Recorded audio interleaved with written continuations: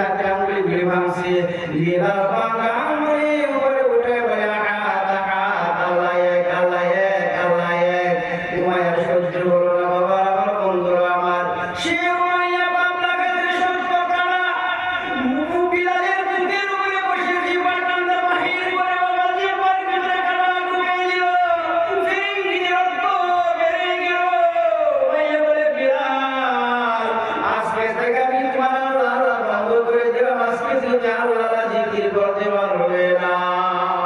বিলালে বলে উমাইয়া যতই কষ্ট আমার দেও না উমাইয়া মনে রেখে দাও আমার জিহ্বা তুমি কাটা ঢুকে দিও, আমার জিহ্বা মুখে পানা থেকে মনে রেখে দাও আমি বিলালের কলিজার ভিতরে আল্লাহ শব্দ ঢুকছে এটা বাইর করতে পারবে না।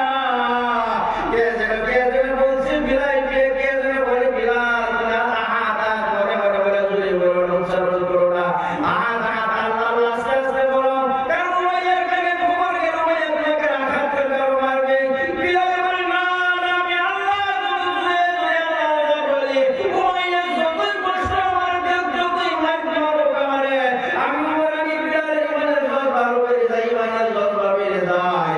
এখানে কেন মুহাম্মদ রাসূলুল্লাহর কাছে খবর দিছি ইয়া রাসূলুল্লাহ ইয়া হাবিবাল্লাহ আপনি কি বিলালের খবর রাখেন না ইয়া রাসূলুল্লাহ।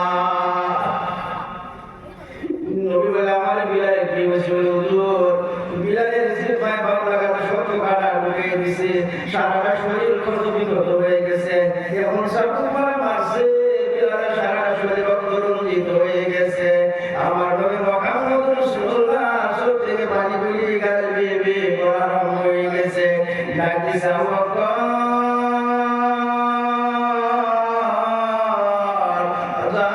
উমাইয়ার কাছে চলে যাও আমার বিলালকে আযাব করে নিয়ে আসো, আমার বিলালকে তুমি কিনে নিয়ে এসো। আমি মুহাম্মদ রাসূলুল্লাহর সাথে সঙ্গে তুলে বিলালকে ধরে দাও, বিলালকে না থেকে বলতো আমি নবী চোখের পানি বন্ধ হবে না রে আবু বকর। হে আবু বকর আস্তে আস্তে উমাইয়ার কাছে চলে গেছে উমাইয়া বিলালকে বিক্রি করে দাও, এত কষ্ট কেন দিতেছ রে উমাইয়া বিলালের অবস্থা নাই এত কষ্ট কেন দিছ আমার কাছে বিক্রি করে দাও। উমাইয়া বলে আবু বকর ভাই বিলাল কিনে তুমি কি করবে বলে শোনো আমি আবু বকর আমার নবী মুহাম্মদ রাসূলুল্লাহ চোখের পানি আমি সইতে পারি না। বিলালের জন্য আমার নবী কান্দে কান্দে অস্থির হয়ে গেছে, বিলালকে না নেওয়া পর্যন্ত আমার নবীর চোখের পানি বন্ধ হবে না। উমাইয়া বিলালকে বিক্রি করে দাও, তুমি এক পাল্লায় বিলালকে উঠাও আর এক পাল্লায় আমি আবু বকর স্বর্ণ মুদ্রা দিব, বিলালকে বিক্রি করে দাও। এমন ভাবে আবু বকর বিলালকে উমাইয়ার কাছ থেকে আজাদ করে কিনে নিয়ে আসলেন। আসার টাইমে আবু বকর জিজ্ঞাসা করে বিলাল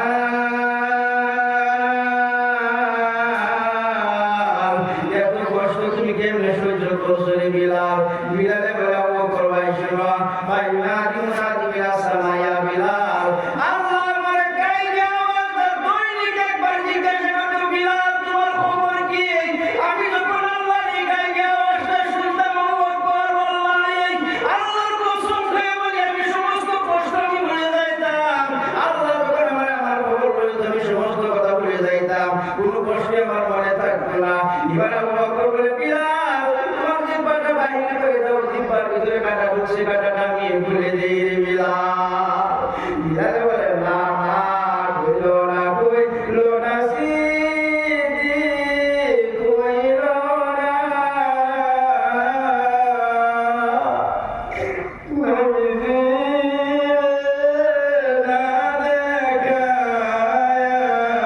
করোনা নবীজি না দেখায়া করোনা।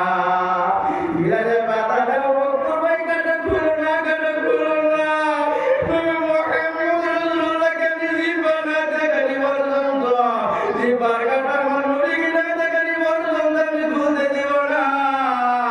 আবু বকর তুমি কাটা খুলো না আমার নবীকে দেখাইতে যাও আবু বকর। এমন নবী আমার যখন বিলাল যখন নবীর সামনে চলে গেল বাবা আমার বন্ধুরা আমার নবী আমার বিলালকে জড়িয়ে ধরছে, বিলাল নবীকে জড়িয়ে ধরছে, নবী কান্দে বিলাল কান্দে বলে বিলাল আমি নবী মুহাম্মদ রাসূলুল্লাহ অসহায় করার মতো কিছুই ছিল না।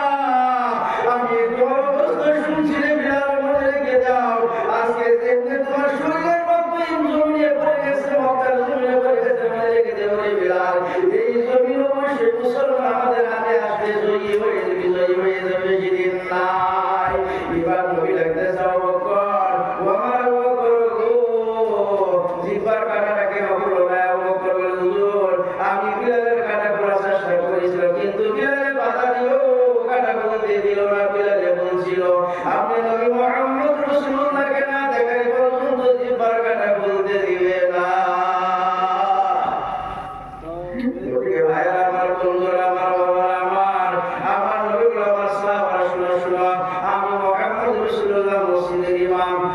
বাইরে মুক্তা দিয়ে আজকে থেকে সেই মসজিদের মুয়াজ্জিন হযরত বিলাল রাদিয়াল্লাহু তাআলা আনহু সেই বিলালের বাবারা একজন হাফসি হওয়ার কারণ নবীর সাহাবাদের রব জাহান্নামী হয়ে গেল হাফসি থেকে বিলাল আয়েশা জান্নাতি হয়ে গেল কেন যখন নবীর কাছে বিলাল আসলো বিলালের মা বাবা খবর পাইছে মক্কায় মুহাম্মদের কাছে আমার ছেলে বিলাল আছে মা বাবা আয়েশা বলে বিলাল নবীর কাছে চলে গেছে আমার বিলালকে ঘুরায় দাও মা বাবার মতন হয়ে গেছে বিলাল বিলাল করে বাবা